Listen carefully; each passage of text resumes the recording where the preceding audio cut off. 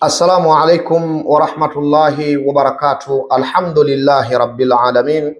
Wassalatu wassalamu ala rasulillahi al-amin. Sayyidina Muhammad sayyidil anbiya'i wa imamil mursalin. Wa ala alihi wa ashabihi ajma'in, amma ba'd. Ikhwatal imani wal islam fi kulli makanin ala wajhi al-ard. Ndugu zangu wa Islam na wapenzi katika imani kokote pale mlipo juu ya mgongo wa ardhi, ni matumaini yangu nyinyi wazima wenye afya na nguvu, hali ya kuwa mnaendelea kumtumikia Mwenyezi Mungu Subhanahu wa Ta'ala katika harakati zenu mbalimbali. Leo ndugu yangu mpenzi Muislam, nataka nikuletee alamatul hasad, alama za mtu kujitambua mimi nina husda amla. Dalili hizi ninazokuletea leo ndugu yangu Muislam na mpenzi katika imani ni dalili ambazo zitakufanya wazi utambue wewe umeathirika na hasad au wewe haujaathirika na hasad. Ndugu yangu Muislam, maradhi ya hasad yamekuwa ni maradhi makubwa yaliyoenea katika jamii, na baadhi ya watu wengi hujiuliza, hivi hasadi ni nini? Yani hasadi ni kitu gani? Hasadi inatokana na nini? Leo ngoja nikwambie ndugu yangu mpenzi unayenitazama, hasadi ni hiyatamani zawal an-ni'ma anil mahsudi. Husda, ukisikia husda ndugu yangu mpenzi unayenitazama, maana ya husda, maana yake husda ni mtu kutamani neema aliyokuwa nayo mwenzake imuondoke neema ile hata kama haitaenda kwake. Ni hali ya mtu kutamani neema aliyokuwa nayo mwenzake imuondoke ile neema hata kama haitakwenda kwake. Piga picha wewe ndugu yangu Muislamu, sasa hivi dunia tuliyokuwa nayo, especially katika jamii yetu, asilimia kubwa ya watu tunaoishi nao ni watu ambao wanatamani neema alizotupa Mwenyezi Mungu ama alizotuneemesha Allah Subhanahu wa Ta'ala ziwe ni zenye kutuondoka. Zama tulizokuwa nazo ndugu yangu Muislam ndio zama ambazo hasadi imekuwa kubwa, husda imekuwa nzito. Watu wanatamaniana mabaya ya wafike, neema zao ziwaondoke. Ama kwa hakika tupo katika zama ambazo hasadi imeenea kwa kiasi kikubwa na hasadi imetawala kwa kiasi kikubwa. Na husda ndugu yangu Muislam imetawala kuanzia katika majumba yetu. Mara ngapi unasikia ndugu wa damu anamuhusudu ndugu yake mwingine wa damu? Kwa nini? Kwa sababu huyu amemzidi kitu fulani na amemzidi na kitu fulani. Ndugu wa kuzaliwa, baba moja, mama moja, anatamani ndugu yake neema aliyokuwa naye iweze kumwondoka. Bali wengine hawaishii hapo, hufunga safari mpaka kwa waganga wa kienyeji kukufanyia mabaya, kukufanyia uadui mbalimbali, kuhakikisha neema ulizokuwa nazo zinakuondoka. Msikilize, Allah Subhanahu wa Ta'ala anasema, am yahsuduna an-nasa ala ma atahumullahu min fadli. Mna nini enyi mahasidi? Kitu gani kimewapata enyi mahasidi? Mbona mnawahusudu watu juu ya neema ambazo Allah Subhanahu wa Ta'ala amewaneemesha nazo? Kwa hiyo husda ndugu yangu Muislam, hasadi ndugu yangu Muislam, ni hali ya mtu kutamani neema uliyokuwa nayo ikuondoke ile neema hata kama hataipata yeye. Na ndio maana Mtume Muhammad sallallahu alaihi wasallam kutuonyesha hatari ya husda na ubaya wa husda, na mimi ninasema kila hasidi yeyote unayenitazama na kunisikiliza hivi sasa, huu ni ujumbe wako kutoka kwa Mtume Muhammad sallallahu alaihi wasallama, na ujumbe kwenda kwa umma mzima. Hadithi hii ya Mtume, hadithi nzito ndugu yangu Muislam, hadithi ambayo ilifaa iwasikishe adabu, iwanyime usingizi mahasidi wote kokote walipo duniani. Mtume anasema, iyakum wal hasad, jiepusheni na wingi wa husda jamani. Jiepusheni na kutamani watu neema walizokuwa nazo ziwaondoke, neema walizokuwa nazo ziwakimbie. Iyakum wal hasad, jiepusheni na husda. Mtume anasema, fa innal hasada yaakulul hasanat, kwani hakika ya husda inakula mambo mema, husda inatafuna mambo mema. kama takulu naru lkhataba, kama vile ambavyo moto inatafuna kuni. Mahasidi ndugu yangu Muislamu, matendo yao mema wanayoyatenda inatafunwa na husda yao waliokuwa nayo katika nyoyo zao, kama vile ambavyo moto unavyoteketeza kuni. Kwa hiyo ndiyo taarifu ya husda na ubaya wa husda, na Mtume Muhammad sallallahu alaihi wasallama alivyotutahadharisha kuhusiana na hili gonjwa hatari kabisa la husda, ambalo naamini 99% ya wanadamu wa zama hizi, malizia na kilichobakia, tukipimwa damu zetu, wallahi alazim hatuwezi kukosekana na gonjwa hili la husda. Ndugu yangu Muislam, ama nikupe sasa moja kwa moja dalili za husda. Utajijuaje umeathirika na husda? Utajijuaje hasadi imekupata? Utajijua vipi mimi nina husda? Baadhi ya watu huchanganya hizi alama, ikafika hatua wakajipa alama ambazo wao hawako nazo, wakasema hapana, hizi ndio alama za husda. Sasa nakwambia ndugu yangu Muislamu, wanawachuoni wa umma wamezigawanya dalili za husda ila 5 aqsam, katika sehemu 5. Yani husda dalili zake imegawanywa katika sehemu 5. Sikiliza ndugu yangu Muislamu, sehemu ya kwanza kabisa iliyogawanywa ni dalili za hasadi kimwili. Yani kuna mtu anapoathirika na hasad, kuna dalili anazihisi katika mwili wake, kuna dalili anazisikia katika mwili wake. Sasa kuna dalili za kimwili, lakini namba 2 kuna dalili za saikolojia. Psychologically kuna vitu vitakuwa vinakupitia, vikikupitia vitu hivyo ndugu yangu Muislam, ni wazi kabisa wewe umeathirika na hasad. Lakini sehemu ya 3 ni dalili za hasad kimaisha.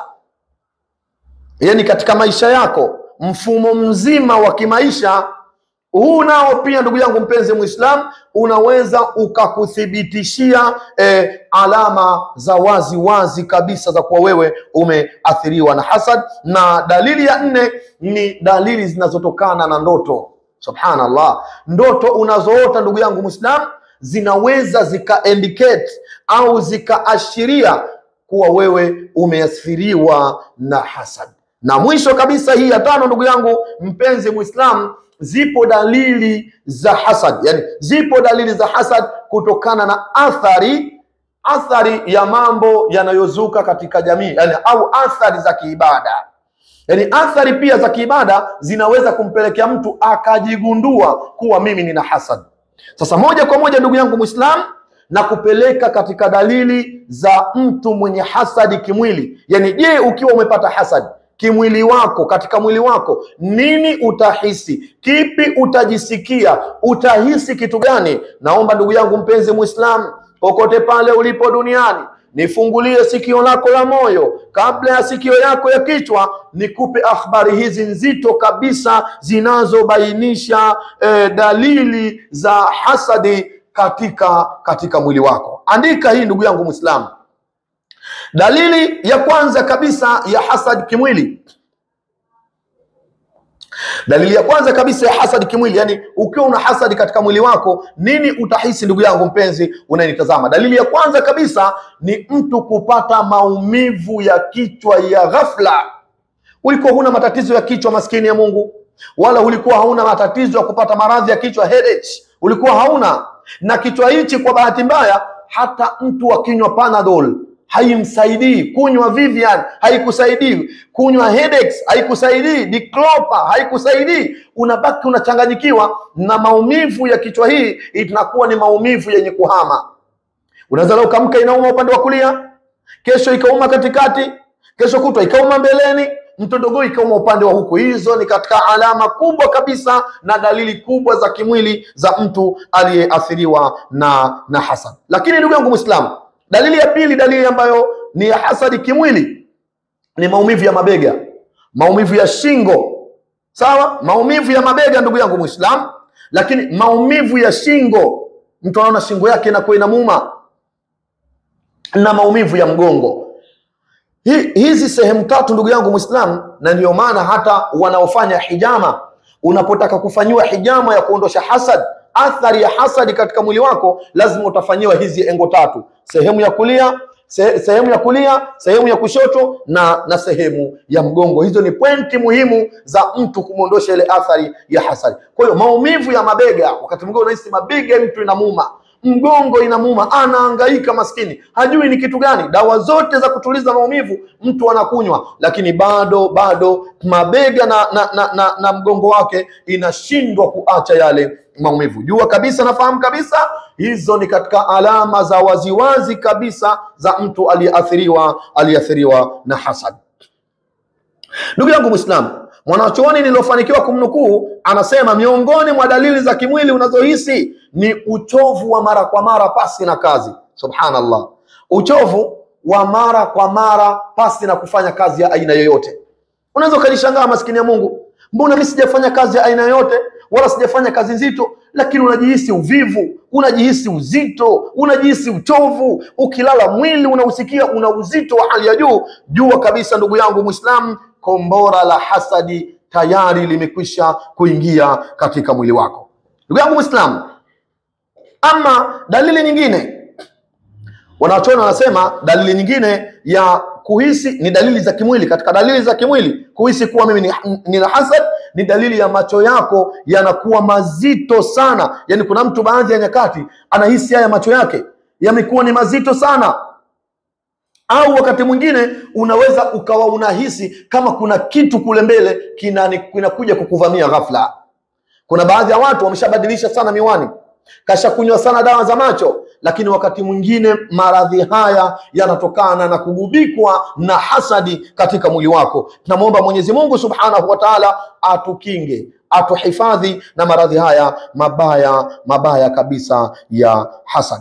Ama dalili nyingine kimwili, wanawachuoni wa umma wanasema ni mtu kukosa usingizi ama kupata usingizi wa taabu. Kuna baadhi ya watu, ndugu Muislamu, imefika hatua mpaka wanatumia vidonge vya usingizi na bado mtu halali. Fala haula wala quwwata illa billahi al-aliyyil azim. Kuna watu wanapata shida kupata usingizi ndugu zangu. Na usingizi Allah kauweka sehemu ya maisha, waja'alna naumakum subata, na tumejalia usingizi kwenu kuwa ni starehe. Lakini kuna watu wallahi al-azim, usingizi kwao ni mtihani mkubwa. Hawalali mchana wala hawalali usiku. Akipata lepe ni dakika 10, dakika 15 ameshtuka maskini. Baada ya kushtuka hapo atajitahidi kupata tena usingizi, hapati. Anahesabu kenchi usiku kucha mpaka alfajiri inachomoza, maskini hana usingizi aliyoupata. Ndugu yangu Muislamu, wakati mwingine ni alama za waziwazi kuwa umetandikwa hasadi na maadui zako na wabaya wako wanaokutafuta na kukuandama usiku na mchana. Sasa hizo ni dalili za mtu aliyepatwa na hasadi kimwili. Sasa nakupa dalili za mtu aliyepatwa na hasadi kisaikolojia. Saikolojia ya mtu aliyeathirika na hasadi inakuwaje? Yani mtu aliyeathirika na hasadi, saikolojia yake iko vipi? Mambo gani yanatokea katika saikolojia yake? Sikiliza, wanawachuoni wa umma wanasema dalili ya kwanza ni dalili ya alhuznu. Mtu anakuwa na huzuni ya kupitiliza. Sawa, kazi yake au masomo yake yanaporomoka kwa ghafla. Subhanallah wal-iyadhu billah. Mtu ile huzuni anayokuwa nayo, huzuni inayompata, huzuni kubwa kabisa. Ndio maana baadhi ya watu mnamkuta anajihisi unyonge, maskini ya Mungu, anajihisi vibaya, maskini ya Mungu, anajihisi tafrani, maskini ya Mungu, anajihisi tafashi ya moyo, maskini ya Mungu. Huzuni imemjaa dakika zote, huzuni imemwandama dakika zote. Mwanawachuoni huyu anasema ile huzuni iliyokithiri, yani huzuni iliyopitiliza, unamkuta mtu muda wote anahuzunika. Kinachomfanya huzunika maskini hajui. Hiyo ni moja katika dalili za mtu aliyeathirika na hasadi kisaikolojia. Ama dalili ya pili wakasema ni hali ya mtu kukata tamaa. Subhanallah, hali ya mtu kukata tamaa juu ya dhiki, mitihani na matatizo yanayomkuta, lakini pia kugubikwa na mawazo ya kifo muda wote. Ndugu yangu Muislamu, Wakati mwingine naomba nikwambie kitu kimoja, wachawi ni watu wabaya sana.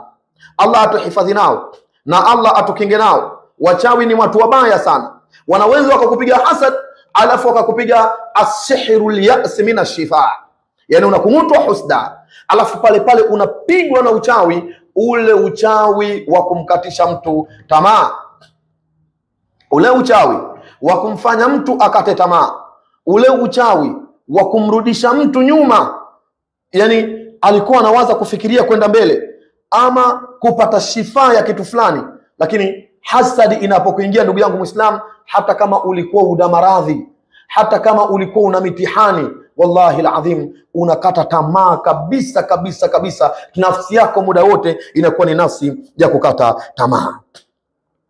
Ama dalili nyingine wakasema, dalili ya kisaikolojia ni mtu kupata hofu bila sababu ya aina yoyote. Kuna muda wote mtu anakuwa yeye ni mtu wa hofu, anaogopa, kinachomtisha hakijui, ana wasiwasi, mimi nitakufa muda wowote, ama nikivuka hii barabara nitagongwa na gari, ama nitakuwa kazi. Hofu imetawala maisha yake, ni moja katika alama za mtu aliyepatwa na hasad. Ama alama ya mwisho wanawachuoni wakasema ni mtu kukosa hamasa.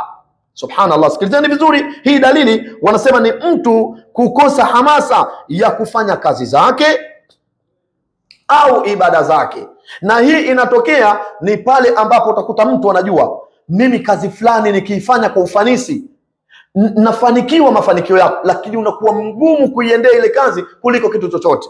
Yani kuna mtu utakuta ana facility zote za biashara, anajua mimi nikifanya kazi ya kupika hoteli na kipaji nayo hii nitafanikiwa, lakini mpeleke sasa mkaingie, anakuwa mzito, anakuwa mgumu, anakuwa tafrani. Maskini ya Mungu, kombora ya hasadi imeshatandika maisha yake, na hatimaye uzito wa mambo ambayo yatampa mafanikio duniani, yakamfungulia milango yake ya kheri na baraka, yeye anakuwa mzito kuyaendea mambo yale. Na ndio hali zinazowatokea watu wengi, ndugu yangu mpenzi unaye nitazama. Ama twende kifungu cha 3, ambapo hapa tunapata sasa dalili za hasadi kimaisha, na hizi ndio zimeenea ndugu yangu Muislamu katika mfumo mzima wa maisha yako. Hasadi utajigundua vipi kuwa hapa mimi nina hasadi? Wanawachuoni wa umma wanasema ni mtu kazi yake, biashara yake au masomo yake kuanza kuvurugika na kushuka ghafla pasi na sababu ya aina yoyote.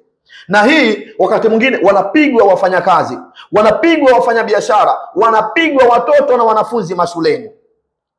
Nyie hamjai kuona mtu ana mtoto wake very bright, ana akili, mtoto anashika akifundishwa darasani ananasa masomo kupita kiasi, lakini ghafla mtoto anashuka, anaporomoka, ufaulu wake unashuka, anakuwa zezeta, mbumbumbu, hajui kitu chochote. Maskini mzazi anaanza kuchanganyikiwa, mtoto kakudwa na kitu gani? Hana michezo, sio mtu wa magemu, hakai kwenye TV, muda wote yuko na vitabu, lakini mtoto maskini anasoma haelewi. Wanafunzi wa vyuoni mara nyingi nao pia hii inawakuta, lecture anaingia ndani kutoa masomo, kila akijitahidi kuzingatia lile somo, maskini ya Mungu anatoka kweupe, kichwa hainasi vile vitu. Biashara ya mtu ilikuwa inakuja, inapanda, ina faida, baada ya hasadi kumpata katika mwili wake, anashangaa maskini ya Mungu biashara inaporomoka mpaka katika daraja la mwisho. Hamjawahi kuona watu kazi ina maslahi na yeye, lakini anaichukia kazi yake? Ana kazi, analipwa mshahara mkubwa, analipwa mshahara mzuri, lakini subhanallah maskini anaichukia kazi yake, anaona kazi sitaki tena. Kama ni kazi mbaya, yani yuko radhi aache ile kazi, arudi mtaani kuteseka na maisha. Inna lillahi wa inna ilaihi rajiun. Kombora hiyo baba yangu ya hasadi imekupata, unakataa wewe mwenyewe kazi, wal iyadhu billahi. Allah atukinge na mabalaa na mitihani kama haya. Alama nyingine ni wanawachuoni wanasema katika alama za kimaisha, ndoa inavurugika pasi na sababu. Ghafla mume anamchukia mke wake pasi na sababu ya aina yoyote, ama mke anamchukia mume pasi na sababu ya aina yoyote. Jua kuna kombora ya hasadi imepigwa baina yao. Kuna watu subhanallah, Mwenyezi Mungu atuhifadhi, Allah tusitiri. Kuna mtu ndoa ya mtu haimnufaishi wala haimnenepeshi wala haimkondeshi, lakini anachukia. Kwa nini binti fulani kaolewa? Kwa nini binti wa jirani yake kaolewa? Kwa nini binti huyu kaanza kuolewa kabla mabinti yangu? Inna lillahi wa inna ilaihi rajiun. Hasadi pale inaingia, mnajikuta watu mume na mke wanagombana, ndoa unashangaa imefungwa kwa millions of money, sherehe kubwa zimefanywa, lakini ndani ya siku mbili, ndugu yangu Muislamu, kaangalie, tayari ugomvi baina ya mume na mke umetokea, vikao vinakalika, suluhu haipatikani na watu wanaachana. Fala haula wala quwwata illa billahi al-aliyyi al-azim. Alama nyingine wakasema katika alama za kimaisha ni mtu kupoteza mali yake. Yani mali inapotea katika misingi usiyoijua. Ndio mfano wa chuma ulete. Kuna mtu anakuambia, Sheikh, mimi nauza biashara yangu vizuri, yani ninafanya biashara yangu vizuri, wateja ninao, lakini cha ajabu faida sioni. Wewe umewahi kuona wapi hivi vitu? Yani mtu anafanya biashara lakini bado faida haioni ya ile biashara, na yuko makini kudhibiti hesabu zake. Kombora baba yangu ya hasadi hiyo. Mahasidi waliokuzunguka, kibaya zaidi, wengine tumeokumbatia katika mabesti friend wetu. Utakuta mtu anakuambia huyu ndio shosti wangu mimi, huyu ndio best friend wangu. Kumbe maskini best friend wako ndio adui yako namba moja, anayetamani mafanikio uliokuwa nayo yaweze kukuondoka maskini, hata kama yasipoenda kwake. Wewe umemkazania, umemkumbatia, mtu anakuonesha dalili za waziwazi kuchukia maendeleo yako na kutokufurahia, we bado umemng'ang'ania. Huyu ndio rafiki yangu. Rafiki hawezi kukuletea hasadi, na rafiki hawezi kukuhusudu hata siku moja.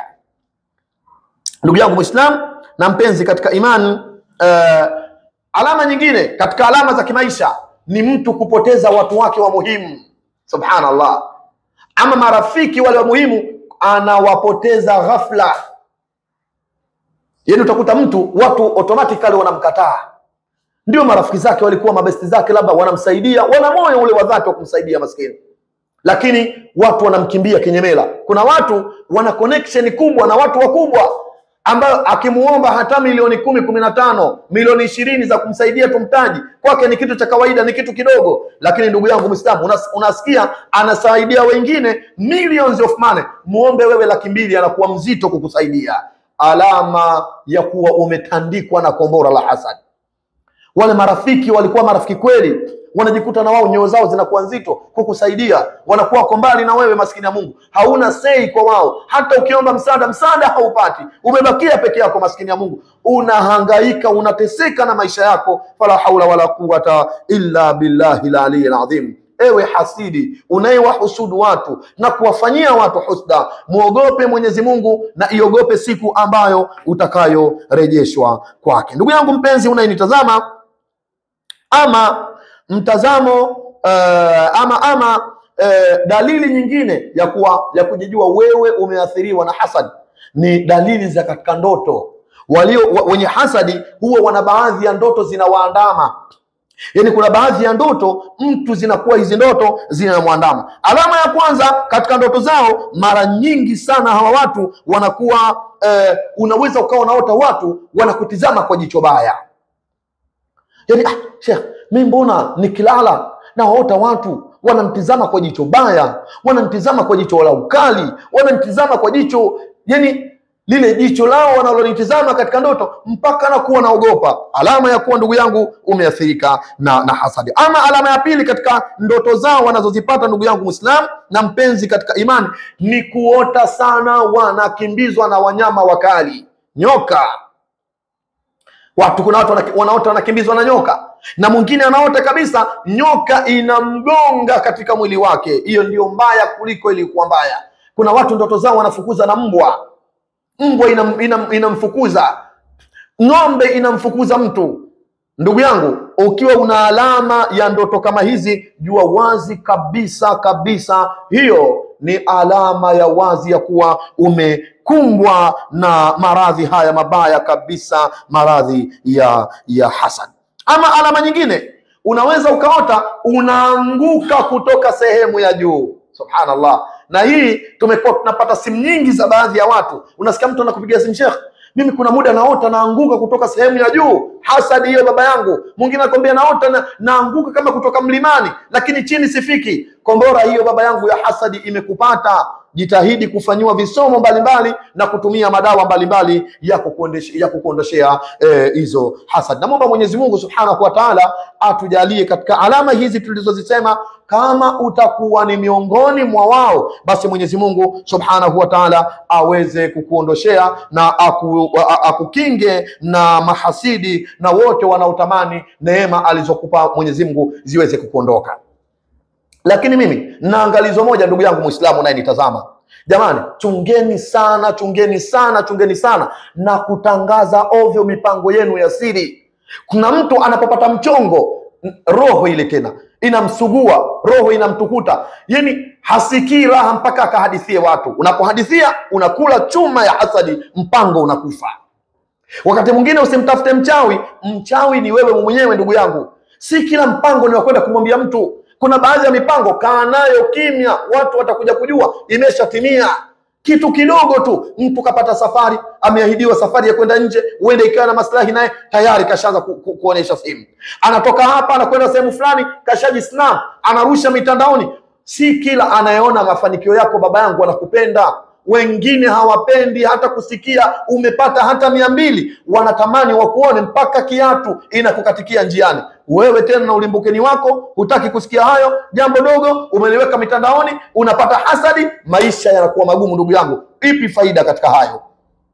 Ndugu yangu Muislamu, komekeni jamani na hii tabia ya kuwa mara nyingi mnatangaza mafanikio yenu. Sio kitu kimaya kutangaza mafanikio ya mtu na neema anazokupamba Mungu, lakini kwa dunia tuliyokuwa nayo hivi sasa, kuwa makini sana baba yangu na kutangaza neema anazokupa Allah Subhanahu wa Ta'ala. Mahasidi zama hizi ni wengi. Mahasidi, maadui, wenye vijicho, wachawi, wenye roho za hivi ni wengi. Tunao kwenye familia zetu, tunao katika marafiki, ndio usiseme. Wakati mwingine ndugu yangu, mtu anakuonea hasadi, hata yule unayemsaidia. Kuna watu wanasaidiwa na watu, anamuonea husda mpaka yule anamsaidia. Hebu jiangalie mwanadamu namna alivyokuwa.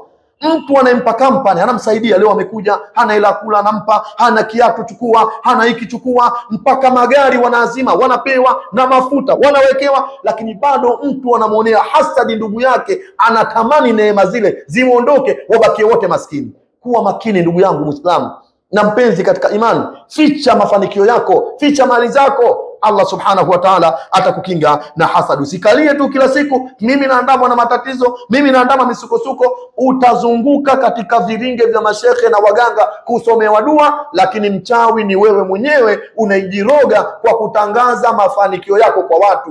Hivi sasa husda ni mpaka wanandugu wanahusudiana, mkubwa na mhusudu mdogo, mdogo anamhusudu mkubwa, baba moja mama moja, hawako tayari kuona wewe mwenyewe unafanikiwa. Wala haula wala quwwata illa billahi al-ali al-azim.